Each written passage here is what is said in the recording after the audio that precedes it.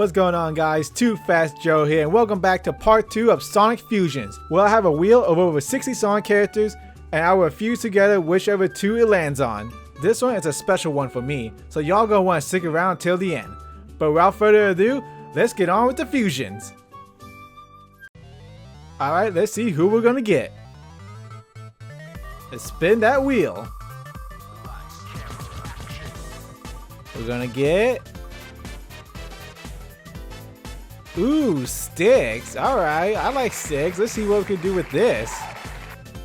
Alright, and who is she gonna be fused with? We're gonna get... Lanolin the Sheep from the IDW comics. Alright, we have Lanolin and Sticks. Alright, let's see what these two will look like fused together. So this fusion is going to be interesting. We have the leader of the new Diamond Cutters and a feral animal that doesn't like technology. I like Lanolin.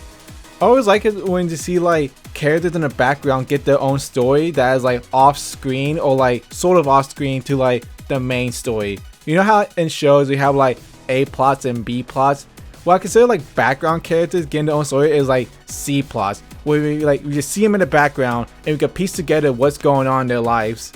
With Lanolin, you see her in the background of like what the second issues of the IDW comics when like Sonic is saving that little town, and then we see her later on like join the resistance and grow in the ranks, eventually becoming the new leaders of the Diamond Cutters with Whisper and Tangled, which is great. I like this little journey that this character has gone through. And as for Sticks, so like at first I didn't really like Sticks' voice. I thought it was like a little too like annoying, but it grew on me. And Sonic Boom as a whole is really good, especially like Sticks and her like little like quirkiness with like. So hold on, I just want to say, there was an episode where Sticks gets like a robotic dog as a pet that doesn't suit her character at all because she's afraid of her own toaster. So why would she get a robotic dog as a pet? She hates technology. That whole episode just didn't make sense whatsoever. But other than that, Sticks is like a really good character. I find it really funny when she's like on screen doing like whatever like wacky scenario that she's in. So with the hair, Sticks is okay. So like they both have their hair in like in a ponytail situation. So I decided to make like 4 big like tufts of hair. Like you see with like Sticks' hair at the end where like little spikes come out. With Lanolin, it's like 4 big afros because she's a sheep. So it's like I want to take the ends of Sticks' hair and make those like the 4 big like hairs at the end. And for the design, so like Sticks, okay, I didn't know this about Sticks. Apparently Sticks has 2 different shoes. Like I've been watching Sonic Boom for years. I never realized Sticks has 2 different shoes. That's kind of like funny and suits her character. I'm assuming she just got those like out the garbage or something. So with this design, I wanted to take like the 2 designs of Lanolin and like merge them together as if like she's just like found these pieces of clothing.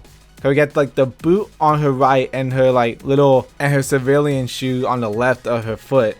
And then so like this whole design I decided to make it like more like asymmetrical. So on her right side is like her like latest design with like her combat gear and everything.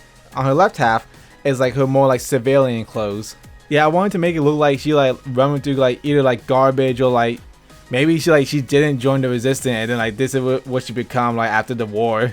So for the bell, I tried to make it more cracked and more rusted. And just make it look like she just found this out, somewhere. Like I said, I feel like this character just like picked her clothes out the garbage.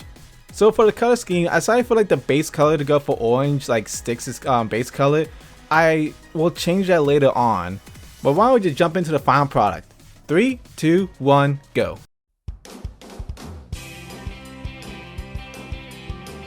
And here we are, still in. So for her base color, I decided to go with like Lanolin's base color white, and then for the highlights in her hair, I originally thought like the brown and Styx' highlights would go well, but you know what? I decided to make it orange like Styx' base color, and this makes it a lot more pop.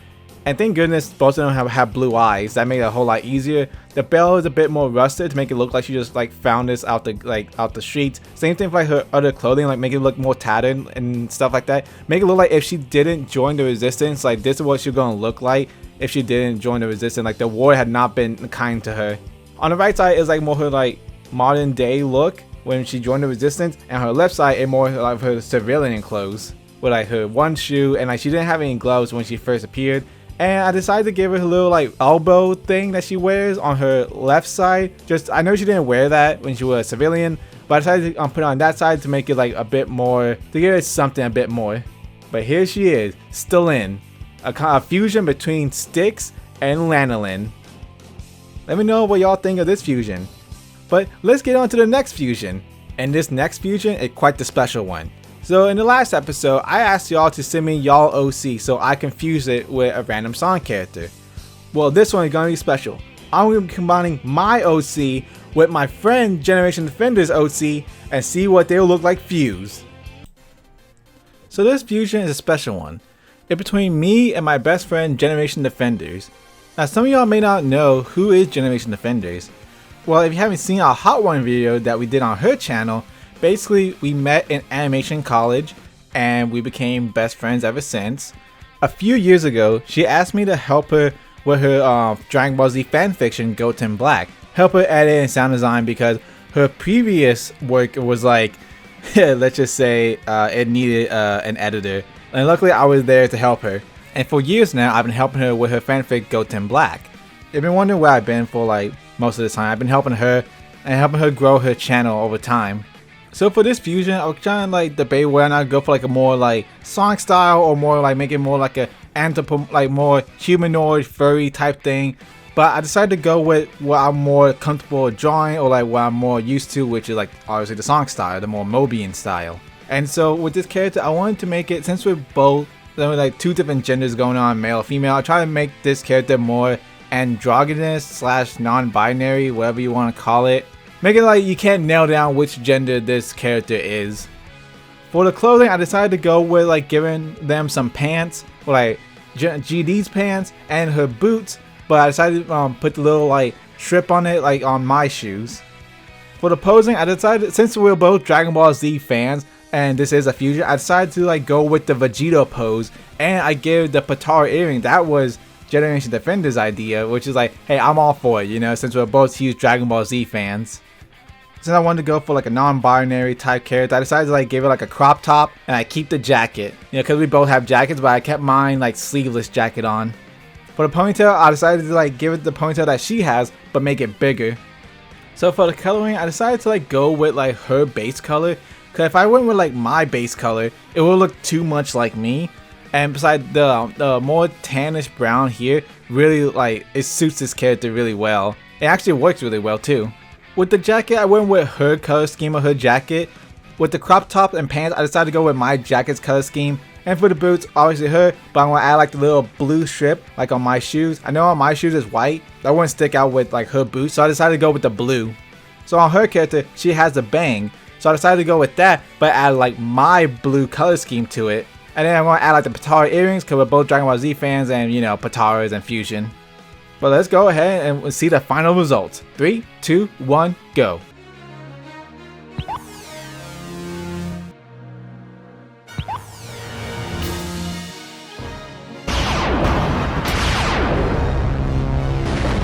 We are a fusion born of the Potaras, a combination of two bestest of friends, Too Fast Joe and GD. You can call us Joe D.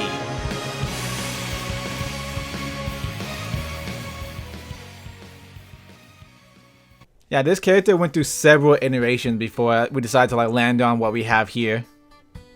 And there we go, 2 more fusions. We have Stellin, a fusion between Styx and Lanolin, and Joe D, a combination of me and my best friend GD.